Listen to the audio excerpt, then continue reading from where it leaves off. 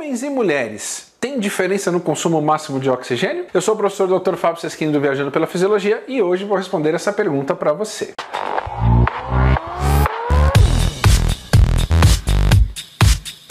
Fala galera, beleza? É o seguinte, outro dia eu recebi uma pergunta muito bacana e você sabe que todas as perguntas que vocês me fazem aqui no YouTube, eu vou selecionando elas para transformar aqui em conteúdo para o nosso canal. Então faça perguntas aí nos comentários, porque no próximo vídeo pode ser que eu responda a sua pergunta. Então a pergunta que eu recebi foi muito bacana, foi o seguinte: professor, existem diferenças no consumo máximo de oxigênio entre homens e mulheres?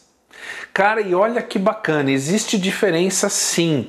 Entretanto, essa diferença ela pode ser maior ou pode ser menor de acordo com a ótica com a qual você vai olhar este fenômeno. Então, para a gente começar nosso bate-papo aqui é o seguinte, pessoas não atletas, pessoas praticantes comuns de atividade física, de exercício, aquele aluno de personal, aquele cara que vai na academia, pessoas comuns, em geral, entre homens e mulheres, tem uma diferença de aproximadamente por volta aí de 20 a 30% no consumo máximo de oxigênio. Se a gente pegar agora atletas de endurance, então se a gente pegar, por exemplo, corredores de fundo, meia maratona ou maratona, essa diferença ela cai ali alguma coisa por volta de 11 a 18%. Então esse é o primeiro ponto.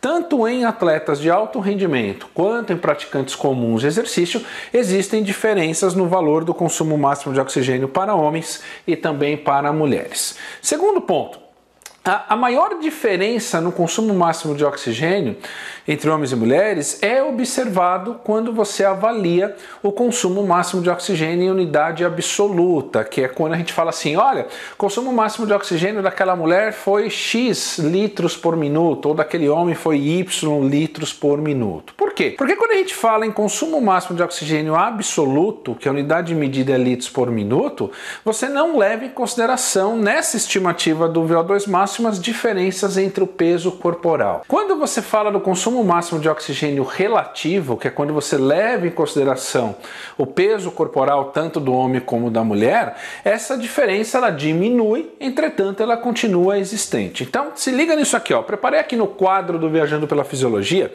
de forma didática para a gente poder entender melhor isso daqui. Então vem comigo aqui, Então o que eu tenho aqui? Aqui eu tenho o valor do consumo máximo de oxigênio em unidade absoluta, litros por minuto, em unidade relativa, mililitro para cada quilo de peso de oxigênio consumido por minuto, e o valor do consumo máximo de oxigênio relativo, só que corrigido não pelo peso corporal total, mas sim pelo peso de massa muscular, não é nem massa isenta de gordura, é massa muscular em si, beleza?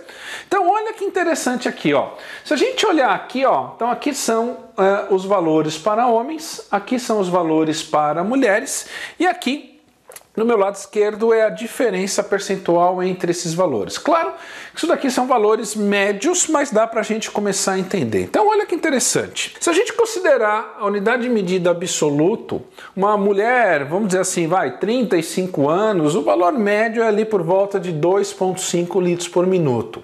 E o homem, na mesma idade, é por volta de 3,5 litros por minuto. Se a gente calcular aqui a diferença percentual, você vai chegar à conclusão que existe uma diferença aqui de aproximadamente 32% entre o valor do consumo máximo de oxigênio do homem para a mulher em unidade absoluta. Lembrando que unidade absoluta não leva em consideração o peso corporal total, beleza? Bom, aqui nós temos a unidade de medida relativa, que é mililitro de oxigênio consumido para cada quilo de peso por minuto. Então o valor médio dos homens aqui por volta de 40 mililitros, das mulheres por volta de 50.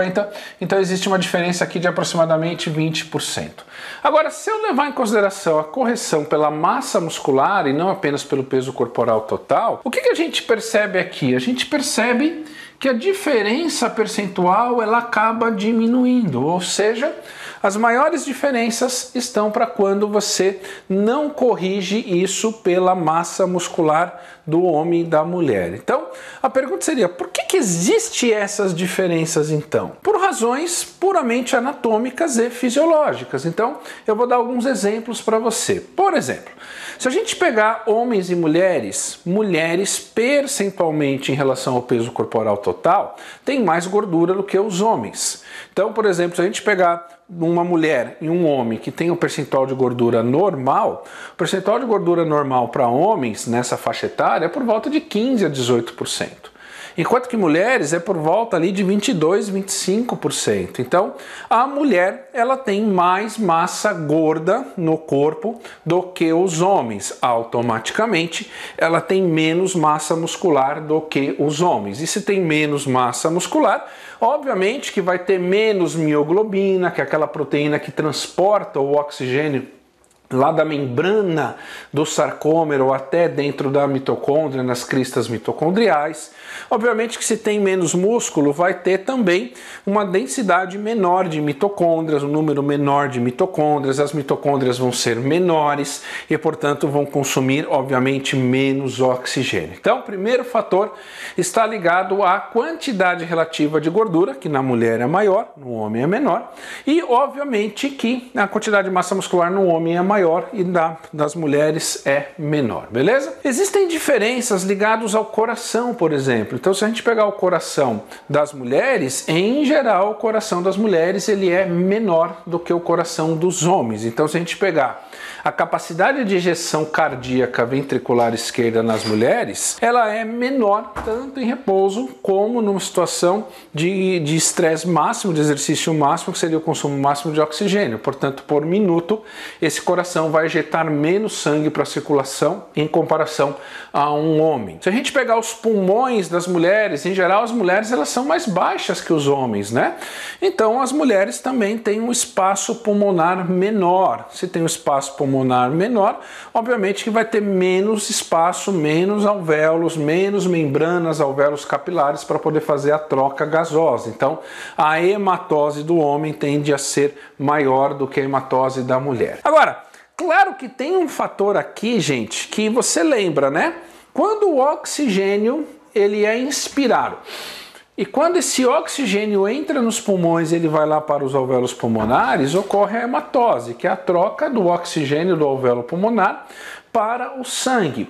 E a gente já aprendeu aqui em algum vídeo anterior que quando esse oxigênio ele migra para o sangue, ele vai se ligar a uma célula chamada de hemácia. E essa célula hemácia, ela tem uma proteína chamada hemoglobina, que é a proteína na qual o oxigênio vai se fixar ali em função da presença do ferro para poder ser transportado pelo sangue, porque é óbvio, como é que um gás vai ser transportado no sangue? Então vai se fixar ali na hemoglobina, na região do ferro para ser transportado pela hemácia. Olha que interessante, homens têm mais massa muscular do que mulheres, certo?